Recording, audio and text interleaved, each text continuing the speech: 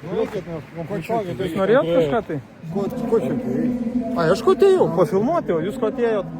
Kokiu tikslu, sakykit, atėjote į protestą? Prieš ką protestuojat, gerbiamas? Prieš tokius piderastus kaip tu. Ai, o jūs taip įžeidinėjat, žinokit, už žodį piderastas man baudžiamą bylą iškėlė, jūs nebijot, kad jums žodį piderastas iškėls baudžiamą bylą. O Raskevičių, kai susitiksite, nes šiandien jisai bus, irgi piderastu pavadinsite Raskevičių, ar ne, sakykit, prašau. Tai, bet jūs Raskevičių piderastas. Kaip sakėt, pakartok?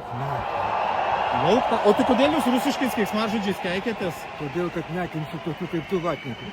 Ai, vatnikų jūs nekenčiat. O tai žiūrėkit, kaip jūs reaguojate į tai, kad Tapinas savo diskotekoje pakvietė grupę, kuri dalyvavo Rusijoje. Tai aš jūsų nuomonės klausiu, kaip jūs Tapino klaus. O Tapinas vatnikas ar ne? Tapino klaus šiukšlė. O Tapinas vatnikas ar ne? Sukčiautus šiukšlė. O Tapinas ar vatnikas ar ne? Sakykit. Jo klausk. Jūsų nuomonės aš klausiu, Aš gerbiamasis.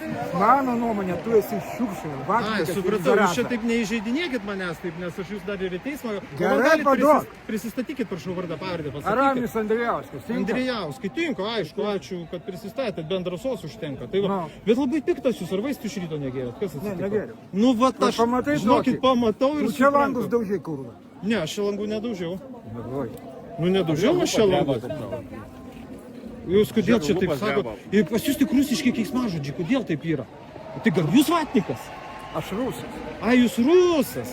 Ai, supratau, nu, aš tai... Ir kas buvo? Sako, dar mano mė... Tai pamatysit, pamatysit. Bachas Gyvierkas yra Vilniaus, čia naujas konkurentas. Nu va, matėt. Ai, davai, ir tu irgi. Tai va, labai kažkaip tai...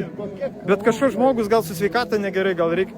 Gal užbliūrint veidą, net nežinau.